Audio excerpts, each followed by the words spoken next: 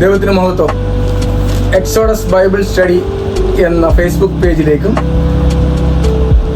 Lead Bible study എന്ന YouTube ചാനലിലേക്കും എല്ലാവർക്കും ദൈവനാമത്തിൽ ഞങ്ങളുടെ സ്നേഹവന്ദനം. നമ്മൾ കഴിഞ്ഞ ദിവസം എല്ലാം ചിന്തിച്ചത് മരിച്ചു കഴിഞ്ഞാൽ നമ്മൾ വീണ്ടും ഇതേ ശരീരത്തിൽ ജീവിക്കുന്നു. ഇന്ന് അതല്ല, അത് ഇച്ചിരി വ്യത്യസ്തമായിട്ട് നമുക്കെല്ലാം ഒരു സംശയം തോന്നുന്ന വിഷയത്തിൽ ഒരു വ്യത്യസ്തമായിട്ടുള്ളൊരു ചിന്ത നമുക്കൊരു കുറച്ച് സമയം ചിന്തിക്കാം. അതിന് നമുക്ക് ആധാരമായിട്ട് വായിക്കേണ്ട വാക്യം യോഹന്നാന്റെ സുവിശേഷം 6-ാം അധ്യായം 9 മുതൽ 13 വരെയുള്ള വാക്യം. യോഹന്നാന്റെ സുവിശേഷം 6:9 മുതൽ 13 വരെയുള്ള വാക്യം. ഇവിടെ ഒരു ബാലകനുണ്ട്, അവന്റെ പക്കൽ 5 യവത്തപ്പവും 2 മീനും ഉണ്ട്. എങ്കിലും ഇത്ര പേർക്ക് അത് എന്തുള്ളൂ എന്ന് പറഞ്ഞു. ആളുകളെ ഇരുത്തുവീനെന്ന് യേശു പറഞ്ഞു. ആ സ്ഥലത്ത് വളരെ പുല്ലുണ്ടായിരുന്നു. 5000-ഓളം പുരുഷന്മാർ ഇരുന്നു. പിന്നെ യേശു അപ്പം എടുത്ത് വാഴ്ത്തി ഇരുന്നവർക്ക് പങ്കിട്ടു കൊടുത്തു. അങ്ങനെ തന്നെ മീനും വേണ്ടുന്നിടത്തോളവും കൊടുത്തു. അവർക്ക് തൃപ്തിയായ ശേഷം അവൻ ശിഷ്യന്മാരോട്, ശേഷിച്ച കഷണം ഒന്നും നഷ്ടമാക്കാതെ ശേഖരിപ്പീനെന്ന് പറഞ്ഞു.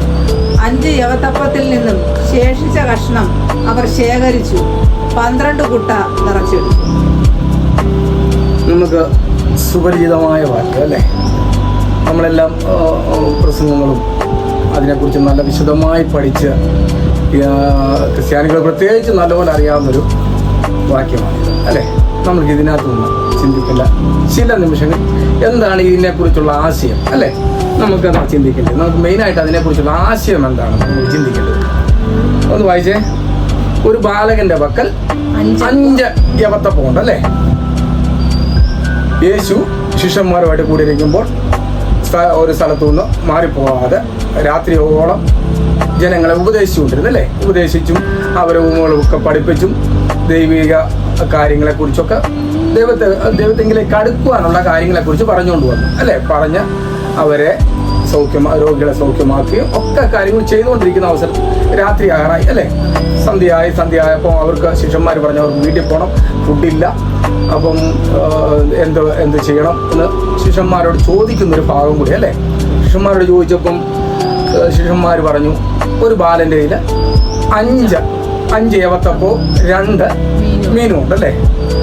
അപ്പോൾ 5 യവത്തപ്പവും 2 മീനും ഒരു ബാലൻ്റെ കയ്യിലുണ്ട്. അന്നേരം ശിഷ്യന്മാർ പറഞ്ഞു, ഒരാളുടെ ഇതുണ്ട്, പല്ലിനുണ്ട്, നമുക്ക് അത് വാങ്ങിച്ചുകൊണ്ട് വരാം. പക്ഷെ അവരന്നേരം ചോദിച്ചു, ഈ 5 യവത്തപ്പവും 2 മീനും കൊണ്ട് ഇത്രയും പേരെ എങ്ങനെ പോഷിപ്പിക്കും അല്ലേ? എങ്ങനെ പോഷിപ്പിക്കും എന്നുള്ളൊരു ചിന്ത അവിടെ വന്നു. എങ്ങനെ പോഷിപ്പിക്കും? നമുക്കും ചിന്തിക്കാം. ഈ 5 അപ്പം കൊണ്ട് 5 യവത്തപ്പം കൊണ്ട് 2 മീനും കൊണ്ട് ഈ 5000 പുരുഷന്മാരല്ല എന്തോ അതിന്മേലുള്ള ആൾക്കാരുണ്ട്, കുഞ്ഞുങ്ങളുണ്ട്, എല്ലാവരും ഉണ്ട്. ഈ ബാലന്റെ പക്കൽ 5 അപ്പം ഉണ്ട് അല്ലേ?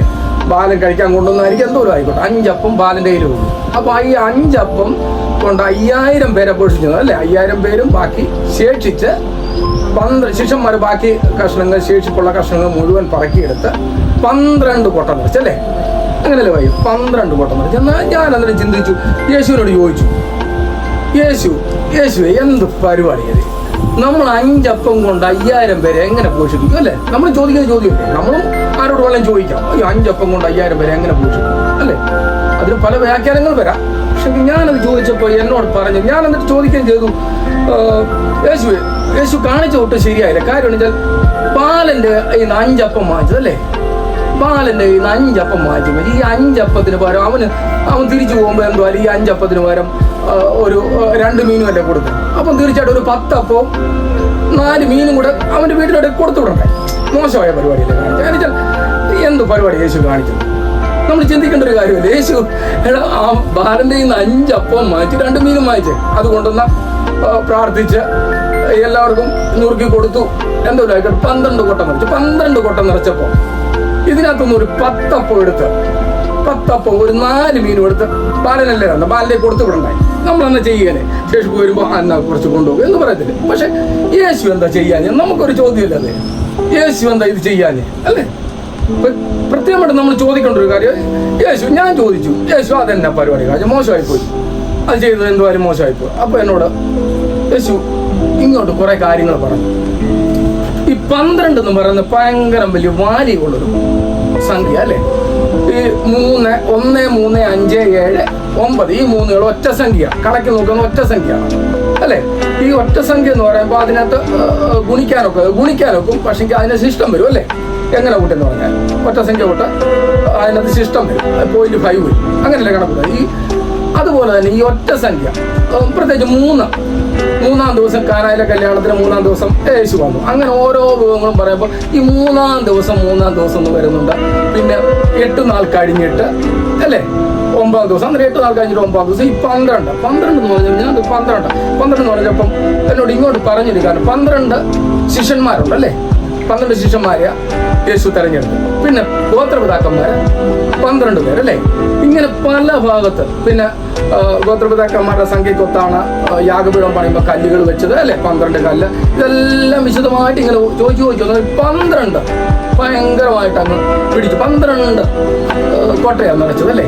അപ്പൊ ഞാൻ ചോദിച്ചു 12 കൊട്ട നിറച്ചാൽ ബാലൻ ഒന്നെങ്കിലും കൊടുത്തു വിടണ്ടേ, ഒരു കൊട്ടയെങ്കിലും കൊടുത്തുവിണ്ടോ 12 കൊട്ട. അപ്പൊ എന്നോട് പറഞ്ഞത് ദൈവാത്മാവിനോട് സംസാരിച്ചൊരു കാര്യം ഇങ്ങനെയാണ്.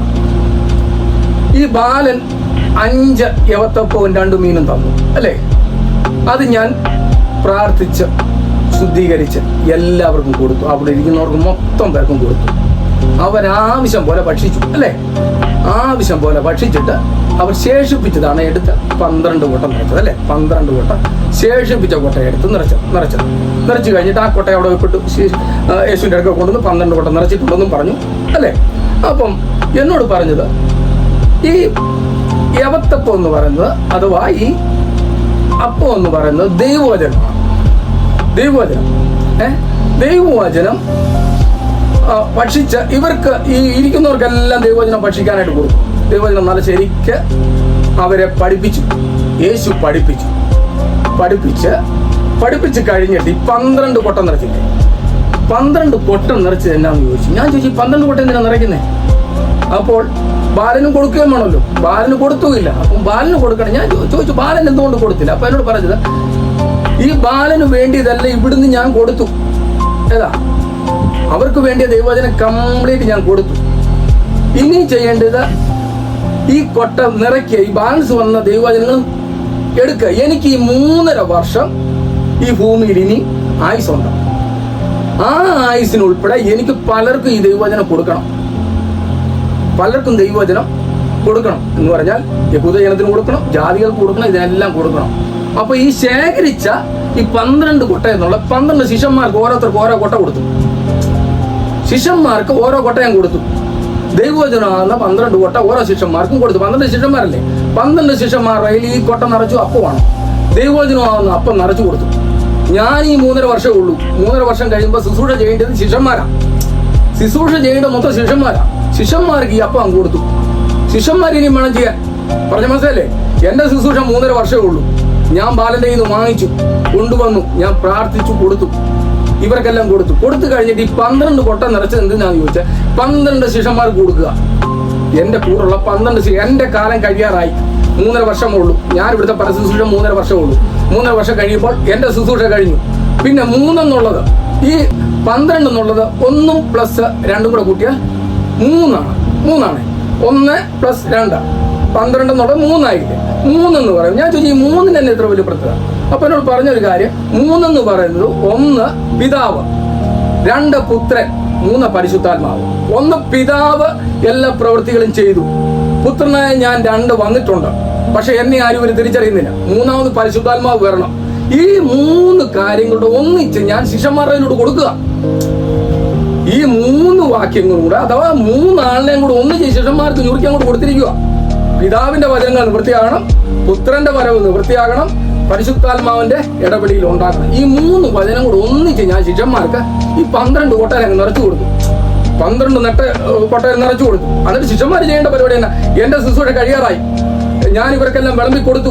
ആവശ്യത്തിന് കൊടുത്തും വെച്ചാണ് ഞാൻ ബാക്കിയെടുത്തിട്ട് 12 കൊട്ട നിറച്ച്. 12 കൊട്ട കൂടുതലൊന്നും കൊടുത്തില്ലല്ലോ. അപ്പൊ ഞാൻ ചോദിച്ചു എന്തിനാ കുഞ്ഞിന് കൊടുക്കണ്ടേ. കുഞ്ഞിന് കൊടുക്കണ്ട. കുഞ്ഞിന് കൊടുക്കാനുള്ളത് ഞാൻ കൊടുത്തു കഴിഞ്ഞു. അതായത് അവന്റെ നിന്ന് വാങ്ങിച്ചെങ്കിൽ അവന് വയറ് നിറച്ച് പ്രശ്നം കൊടുത്തു, അല്ലെങ്കിൽ അവന് വയറ് നിറച്ചും വചനം കൊടുത്തു. ഈ വചനം ബാക്കി വന്നത് ഞാൻ കൊട്ടയിൽ നിറച്ചു, എന്റെ ശിഷ്യന്മാർക്ക് കൊടുത്തു. ശിഷ്യന്മാർ ഇനി ചെയ്യേണ്ട പരിപാടി ലോകം മുഴുവൻ പോയി സുവിശേഷം അറിയിക്കണം. എന്റെ പ്രവൃത്തി കഴിഞ്ഞു. എന്റെ പ്രവൃത്തി ഇനി 3 വർഷം കൂടി ഉള്ളൂ. കഴിഞ്ഞു കഴിയുമ്പോൾ ശിഷ്യന്മാരെ കൊടുത്ത അപ്പങ്ങൾ അവർ വിവിധ രാജ്യങ്ങളിൽ വിവിധ സ്ഥലങ്ങളിൽ പോയി വ്യാപാരം ചെയ്യണം. വ്യാപാരം ചെയ്യണം എന്ന് പറഞ്ഞാൽ ഇത് കൊടുക്കണം, ഇത് പറയണം, എന്നെ കുറിച്ച് പറയണം, പരിശുദ്ധാത്മാവിനെ കുറിച്ച് പറയണം, പിതാവിനെ കുറിച്ച് പറയണം, ദൈവത്തെ കുറിച്ച് പറയണം, പുത്രനെ കുറിച്ച് പറയണം, പരിശുദ്ധ. ഈ 3 പേരെയും കുറിച്ച് പറയുവാനുള്ള കൊട്ടയ്ക്കകത്ത് നിറച്ചാണ് ഈ ശിഷ്യന്മാർക്ക് കൊടുത്തത്. അതായത് 12 കൊട്ട നിറച്ചതിന്റെ മെയിൻ ആയിട്ടുള്ളത് ദൈവവചനമാവുന്ന അപ്പം. ദൈവവചനമാവുന്ന അപ്പം ഞാൻ നിറച്ച ശിഷ്യന്മാർ, 12 ശിഷ്യന്മാർ. ഈ യേശു പോയി കഴിഞ്ഞാൽ പിന്നെ ശിഷ്യന്മാരല്ലേ യേശുവിന്റെ പ്രവൃത്തി മൊത്തം ചെയ്തത്? അതെ, അത് ചെയ്തിട്ട് സുവിശേഷം അറിയിച്ചു. ഈ സുവിശേഷം ഒരിടത്ത് അറിയിക്കുമ്പോൾ ഒരപ്പം തീർന്നു. ഒരപ്പം തീർന്നു കഴിയുമ്പം ശുശ്രൂഷ വിജയിച്ചു. അടുത്ത ആളിലേക്ക് ഈ അപ്പം മാറണം. അദ്ദേഹം മരിച്ചു കഴിയുമ്പോൾ ഈ കൊട്ട വീണ്ടും അടുത്ത ആളിലേക്ക് പോവുക എന്ന് പറഞ്ഞാൽ ശുശ്രൂഷ ചെയ്യുക. എന്നെ കുറിച്ചും എന്റെ പിതാവിനെ കുറിച്ചും പരിശുദ്ധാത്മാവിനെ കുറിച്ച് സാക്ഷ്യം പറയാം. അഥവാ തിരുവചനം പ്രസംഗിക്കുക, ലോകം മുഴുവൻ പ്രസംഗിക്കുക എന്നുള്ള ഒറ്റ വെളിപ്പാടാണ് യേശുവിനോട് പറഞ്ഞത്. യേശുവിനോട് ഞാൻ ചോദിച്ചതാ, എന്തിനാ ഈ 12 കൊട്ട എന്തിനാ നിറയ്ക്കുക? അല്ല പിന്നെ വേറെ കൊട്ട നിറച്ചാൽ പറയും. കൊച്ചിന് പോലും കൊടുത്തില്ലല്ലോ. നമ്മൾ സാധാരണ എന്തെങ്കിലും ആഹാരം നിറച്ചു കഴിഞ്ഞാൽ ഉടനെ കൊച്ചിനേലും ബാക്കി കൊടുക്കും. എന്നാ മോൻ വീട്ടിൽ കൊണ്ടുപോകുമോ എന്ത് പറഞ്ഞു കൊടുക്കും. ഇത് അതുപോലും കൊടുത്തില്ല. ഞാൻ ചോദിച്ചാൽ അതെന്നെ കൊടുക്കാഞ്ഞതിന്റെ കാരണം അവന് വേണ്ടിയ ആഹാരങ്ങൾ ഞാൻ ഇവിടുന്ന് തന്നെ കൊടുത്തു എന്ന് പറഞ്ഞാൽ ഈ മരുഭൂമിയിൽ തന്നെ ഞാൻ അവന് വേണ്ടി ആഹാരങ്ങൾ കൊടുത്തു. അവനെ തൃപ്തിപ്പെടുത്തി. അവൻ ശേഷിപ്പിച്ചത് ഞാൻ എടുത്തിട്ട് ഈ 12 കൊട്ട നിറച്ചത് 12 ശിഷ്യന്മാർക്കും കൊടുത്തു. 12 ശിഷ്യന്മാരേ ഉള്ളൂ. 12 ശിഷ്യന്മാരുടെ ഈ കൊട്ട കൊടുത്തു. കൊട്ടയ്ക്കകത്ത് മൊത്തം അപ്പം എന്ന് പറഞ്ഞാൽ വചനമാവുന്ന അപ്പം. ഈ വചനമാവുന്ന അപ്പം ഇവര് ശിഷ്യന്മാർ ഓരോരുത്തരത്ത് പോയി പ്രസംഗിക്കണം. ഓരോരുത്തരത്ത് പോയി പ്രസംഗിച്ചിട്ട് ഈ ഓരോ അപ്പം തീരും. അവിടെ ആൾക്കാർ രക്ഷിക്കപ്പെടും, മാനസാന്തരപ്പെടും, യേശുവിനെ കുറിച്ച് അറിയും. ലോകം മുഴുവൻ എന്റെ സാക്ഷികളാകുമെന്നാ പറഞ്ഞത്. ഈ സാക്ഷികളാകാനുള്ളൊരു പ്രവചന ദൂതാണത്. നമ്മളെല്ലാം ചിന്തിക്കുന്നത് അപ്പം കൊണ്ട് വയറ് നിറച്ച് അവരുടെ കാര്യങ്ങൾ കഴിഞ്ഞു എന്നല്ല. ലോകം മുഴുവൻ അഥവാ ഈ 12 കൊട്ടയെന്ന് പറഞ്ഞാൽ 12 ശിഷ്യന്മാരുടെ കൊടുത്തതായി കൊട്ട കൊടുത്തും വെച്ച് നിങ്ങൾ പോയി എന്റെ സുവിശേഷം, എന്നെ കുറിച്ച്, എന്റെ പിതാവിനെ കുറിച്ചും പരിശുദ്ധാത്മാവിനെ കുറിച്ച് സാക്ഷ്യം പറയണമെന്നുള്ള ഒരു ഒറ്റ വെളിപ്പാടാണ് അതിനകത്ത് കിടക്കുന്നത്. എന്ന് പറഞ്ഞാൽ സകല സൃഷ്ടിയോടും സാക്ഷി പറയണം. സകല സൃഷ്ടിയോടും. അത് ഒന്നല്ല, എല്ലാവരും സാക്ഷി. എങ്കിലേക്ക് ആദായപ്പെടുത്തി കഴിഞ്ഞാൽ എനിക്ക് പിതാവിന്റെ അടുക്കലോട്ട് എത്തിക്കാനൊക്കത്തുള്ളൂ. എന്നിലോട്ട് ആകർഷിച്ചു കഴിഞ്ഞാൽ പിതാവിന്റെ അടുക്കൽ എനിക്ക് എത്തിക്കാനൊക്കത്തുള്ളൂ. അതുകൊണ്ട് ഒന്നാമത് അവർ ചെയ്തത് ആ ദൈവാത്മാവ് അഥവാ യേശു എന്നോട് പറഞ്ഞൊരു കാര്യം, ഈ 12 കൊട്ട എന്നുള്ളത് 12 ദൈവവചനമാണ്. 12 കൊട്ടയ്ക്കകത്ത് നിറച്ച് ഈ വചനം മറ്റുള്ളവരിലേക്ക് പകരുക, ജാതികളിലേക്ക്. ഒന്ന്, യഹൂദൻ യേശുവിനെ അംഗീകരിച്ചില്ല. അതുകൊണ്ടാണ് ഈ 12 കൊട്ടയും നിറച്ചു വെച്ചാൽ 3 തിരിച്ചാൽ 3 12 1 + 2 3 3ആകുമ്പോൾ 1 പിതാവ് 2 പുത്രനും പരിശുദ്ധാത്മാവും ഒന്നിച്ചാ വന്നത്. കാര്യം എന്ന് വെച്ചാൽ പിതാവ് ഒറ്റയ്ക്കാണ് നിന്നത് അല്ലെ. പിതാവ് ഒറ്റയ്ക്കാണ് ഭൂലോകത്തെ മുഴുവൻ സൃഷ്ടിച്ച, സർവ്വചരാചരങ്ങളെ സൃഷ്ടിച്ചത്, മനുഷ്യനെ സൃഷ്ടിച്ചു അല്ലെ. അത് കഴിഞ്ഞിട്ട് പുത്രൻ വന്നപ്പോൾ ഒറ്റ ഒരാളും വിശ്വസിച്ചോ? ആരും അവനെ അംഗീകരിച്ചില്ല. അംഗീകരിക്കാതെ വന്നപ്പോഴാണ് ഈ 2 പേരും കൂടെ ഒന്നായത്. പിതാവും പുത്രനും പരിശുദ്ധാത്മാവും പുത്രനും കൂടെ ഒന്നായെന്ന് പറഞ്ഞാൽ പിതാവിന്റെ പ്രവൃത്തി കഴിഞ്ഞായിരുന്നു അല്ലെ. അത് കഴിഞ്ഞിട്ട് പുത്രൻ വന്നപ്പോൾ ഈ മനുഷ്യൻ ഒറ്റ ഒരാളെ അംഗീകരിച്ചില്ല അല്ലെ. അരിച്ചോ? ഒരു മനുഷ്യനും പുത്രനെ അംഗീകരിക്കാൻ വരുമ്പോൾ ഇത് പഠിപ്പിക്കണം, ഈ വചനം പഠിപ്പിക്കണം. ഈ അപ്പമാവുന്ന വചനം മറ്റു ജാതികളെ പറഞ്ഞ് പഠിപ്പിക്കണം. പരിശുദ്ധാത്മാവും കൂടെ വേണം. ഇവർ 2 പേരും കൂടെ ഒന്നായി. പരിശുദ്ധാത്മാവും കൂടെ ഉണ്ടല്ലോ, യേശുവിന്റെ കൂടെ ഉണ്ടായിരുന്നല്ലോ. പരിശുദ്ധാത്മാവ് പറഞ്ഞപ്പം ശബ്ദം കേൾക്കുന്നുണ്ടല്ലോ. ഇവൻ എന്റെ പ്രിയപുത്രനൊക്കെ കേൾക്കുന്നുണ്ട്. പരിശുദ്ധാത്മാവ് ഉണ്ടല്ലോ. അപ്പോൾ ഇവർ 2 പേരും കൂടി ദൈവവചനം അഥവാ യേശുവിനെ പ്രസംഗിക്കണം ലോകം മുഴുവൻ. അഥവാ ഈ 12 ശിഷ്യന്മാർ പോയി കഴിഞ്ഞാൽ ഈ കോട്ട വീണ്ടും മാറുക, അടുത്ത ആളുടെ അടുക്കലേക്ക് ചെല്ലുക. ഞാൻ മരിച്ചു പോയാൽ എന്റെ ശുശ്രൂഷ വേറെ ഒരാളെ ഏറ്റെടുക്കുമല്ലേ? ഒരാളെ ഏറ്റെടുത്തുകൊണ്ട് ലോകം മൊത്തം സുവിശേഷം അറിയിക്കുക, ലോകം മുഴുവൻ സുവിശേഷം അറിയിക്കുക എന്നുള്ള ഒറ്റ വെളിപ്പാടാണ് അതിന്റെ ഉദ്ദേശം. മനസ്സിലായോ? എന്ന് പറഞ്ഞാൽ ഈ 12 കൊട്ട എന്ന് പറയുന്നത് 12 കൊട്ടയ്ക്കകത്ത് മുഴുവൻ നിറച്ചെന്ന് പറഞ്ഞാൽ 12 കൊട്ടയ്ക്കകത്ത് ഈ ദൈവവചനം മുഴുവൻ നിറച്ചു. ലോകം മുഴുവൻ എന്റെ ശിഷ്യന്മാരെ അയക്കാൻ വേണ്ടി ഞാൻ ഇത് കൊടുത്തതാ 12 കൊട്ട. എന്നാ പിന്നെ 3 കൊട്ട നിറച്ചാൽ പോരായിരുന്നു. ഞാനും പിതാവും പുത്രനും പരിശുദ്ധാത്മാവും 3 കൊട്ട നിറച്ചാൽ മതി. 3 കൊട്ടയ്ക്കകത്ത് നിറഞ്ഞാൽ ഒക്കത്തില്ല. എന്റെ ശിഷ്യന്മാരെ ഞാൻ ഏൽപ്പിക്കണം ഇത് മൊത്തം. ഞാൻ ഇവിടുന്ന് പോവുക. പരിശുദ്ധാത്മാവ് ഒരു ഇടവേള കഴിയുമ്പോൾ ഇവിടുന്ന് പോകും. പരിശുദ്ധാത്മാവ് ഇവിടുന്ന് പോകും. ദൈവം വന്നു, ദൈവം പിന്നെ സംസാരമേ ഉള്ളൂ അല്ലേ. പുത്രൻ വന്നു, പുത്രൻ മരിച്ചു, അടക്കപ്പെട്ടു, ഉയർത്തെഴുന്നേറ്റ് പോയി. പരിശുദ്ധാത്മാവുണ്ട്. ഇദ്ദേഹം ഈ പരിശുദ്ധാത്മാവും കൂടെ പോയി കഴിയുമ്പോൾ പിന്നെ വേറെ ആരുമില്ല, അല്ലേ? അപ്പോൾ ഇവര് 3 പേരും സാക്ഷീകരിച്ച് ദൈവഭാഗത്തെ ദൈവവചനത്തിൽ എല്ലാ ജനങ്ങളെയും ഉറപ്പിക്കുവാനുള്ളൊരു ആഹ്വാനമാണ്, ഒരു വെളിപ്പാടാണ് ഈ 12 കൊട്ടയും അപ്പവും എന്ന് പറയുന്നത്. മനസ്സിലായോ? ഇതാണ് അതിൻ്റെ ഉൾഭാഗം എന്ന് പറയുന്ന ദൈവിക വെളിപ്പാട്. ഈ 12 കൊട്ട നിറച്ചെന്ന് പറയുന്നത് ദൈവവചനമാകുന്ന അപ്പം. ഇതെല്ലായിടത്തും ഇതാണ്. ഇപ്പം ഒരു കൊട്ട അപ്പം കൊണ്ട് പത്രോസ് പോയി വെച്ച് ഒറ്റ പ്രസംഗത്തിന് 3000 പേരും, അല്ലേ? 3000 പേരൊക്കെ ആയി. അത് കഴിയുമ്പോൾ ഈ പത്രോസ് മരിച്ചു കഴിയുമ്പോൾ ഈ കൊട്ട വീണ്ടും ഷെയറായി പോയിക്കൊണ്ടിരിക്കുക. എന്ന് പറഞ്ഞാൽ ഈ കൊട്ടയ്ക്കകത്ത് അപ്പം നിറഞ്ഞു നിൽക്കുക. ഈ അപ്പം എല്ലായിടത്തും വ്യാപാരം ചെയ്യണം. എന്ന് പറഞ്ഞാൽ സുവിശേഷം എല്ലായിടത്തും എത്തിക്കണം. ദൈവത്തിന്റെ വചനം എല്ലാവരിലും എത്തണം. അതിനാണ് ഈ 12 കൊട്ട നിറച്ചത് എന്നാണ് ദൈവാത്മാവ് യേശുവിന്റെ സംസാരം. ഇതാണ് അതിനകത്തെ ഒരു. അപ്പൊ ആ വാക്യത്തിൽ ഈ വചനം തന്നെ നമുക്ക് മത്തായി സുവിശേഷം 14-13 മുതൽ 21 വായിച്ചാൽ കിട്ടും. മർക്കോസ് 6:30, 41, ലൂക്കോസ് 9:12 ഈ വാക്യത്തിലെല്ലാം ഈ വചനം കേട്ടു. പിന്നെ അതിനകത്തും ഒരു വാക്യം കൂടെ യോഹന്നാൻ 6:48 മുതൽ 51 വരെ എന്ന് വായിച്ച ആ അധ്യായത്തിൽ തന്നെ 48 മുതൽ ഞാൻ ജീവന്റെ അപ്പമാകുന്നു. നിങ്ങളുടെ പിതാക്കന്മാർ മരുഭൂമിയിൽ മന്ന തിന്നിട്ടും മരിച്ചുവല്ലോ. ഇതോ തിന്നുന്നവൻ മരിക്കാതിരിക്കേണ്ടതിന് സ്വർഗത്തിൽ നിന്ന് ഇറങ്ങുന്ന അപ്പമാകുന്നു. സ്വർഗത്തിൽ നിന്ന് ഇറങ്ങിയ ജീവനുള്ള അപ്പം ഞാനാകുന്നു. ഈ അപ്പം തിന്നുന്നവനെല്ലാം എന്നേക്കും ജീവിക്കും. ഞാൻ കൊടുക്കാനിരിക്കുന്ന അപ്പമോ ലോകത്തിന്റെ ജീവന് വേണ്ടി ഞാൻ കൊടുക്കുന്ന എന്റെ മാംസം ആകുന്നു. അപ്പൊ ഈ അപ്പം ഈ അപ്പം എന്ന് പറയുന്ന മാംസമാണ്, അല്ലേ? അത് കൊടുക്കാനായിട്ടാണ് യേശു വന്നത്. ഈ വിളിച്ചറിയിക്കുന്ന ഈ സന്ദേശം എന്ന് പറയുന്നത് എന്റെ വചനം, എന്റെ തിരുവചനം, അല്ലേ? എന്നെ കുറിച്ചുള്ള തിരുവചനം, എന്റെ പിതാവിനെ കുറിച്ചുള്ള തിരുവചനം, പരിശുദ്ധാത്മാവിനെ കുറിച്ചുള്ള തിരുവചനം എല്ലാ വ്യക്തികളിലും എത്തണം. ഇതിന്റെ സാരാംശം വേറെയാണ്, നമുക്ക് കർത്തൃമേശയ്ക്ക് പറയേണ്ട വാക്യമാണ് ലാശി കാണുന്നത്. പക്ഷെങ്കിൽ അതെന്നാലും ഇതിനകത്ത് ഒരു ഉരുളെന്ന് പറയുന്നത് ഞാൻ ജീവന്റെ അപ്പമാണ്. ഈ അപ്പം ഈ കൊട്ടയിലേക്കെല്ലാം വന്നു. വിവിധ സ്ഥലങ്ങളിൽ പോയി സുവിശേഷം പറയണം ശിഷ്യന്മാർക്ക്. അതിനാണ് ഈ കൊട്ടയിൽ നിറച്ചു വെച്ചത്. അതുകൊണ്ട് എന്താ ചെയ്യേണ്ടത്? ബാലൻ അവിടെ കൊടുക്കേണ്ട കാര്യമില്ല. ബാലിൻ്റെ നിന്ന് അപ്പം വാങ്ങിച്ചാലും നമ്മൾ ചോദിക്കുന്നത് ബാലന് കൊടുക്കേണ്ട കാര്യമില്ല. 2 മീൻ 4 മീൻ കൊടുക്കേണ്ട കാര്യമില്ല. എന്ന് പറഞ്ഞാൽ അവന് വേണ്ടത് ഞാൻ ഇവിടെ വെച്ച് തന്നെ കൊടുത്തു, അല്ലേ? അവന് വേണ്ടിയ ദൈവവചനങ്ങൾ ഞാൻ ഇവിടെ വെച്ച് കൊണ്ടു. ഇനി ജാതികൾക്കാണ് കൊടുക്കേണ്ടത്, അല്ലേ? അതിന് ശിഷ്യന്മാരെ ഏൽപ്പിക്കുന്ന ഒരു ദൗത്യമാണ് ഈ 12 കൊട്ട എന്ന് പറയുന്നത്. 12 കൊട്ടയ്ക്കകത്ത് മുഴുവൻ നിറച്ചത് അപ്പം നിറച്ച ദൈവവചനമാണ്. അപ്പം നിറച്ച് ജാതികളിൽ എത്തിക്കുക എന്ന് പറഞ്ഞാൽ മറ്റുള്ളവരിലേക്ക് ഈ ദൈവവചനം പിതാവിനെയും പുത്രനെയും പരിശുദ്ധാത്മാവിനെയും പ്രസ്താവിക്കുന്ന ഒരു കൊട്ടയായിട്ടാണ് അവിടെ കാണിക്കുന്നത്. ദൈവവചനം എന്ന അപ്പമാണ് അവിടെ കാണിക്കുന്നത്. ഇത് ലോകം മുഴുവൻ അറിയിക്കുക എന്നുള്ളൊരു ദൗത്യമാണ് ശിഷ്യന്മാർക്കുള്ളത്, അല്ലേ?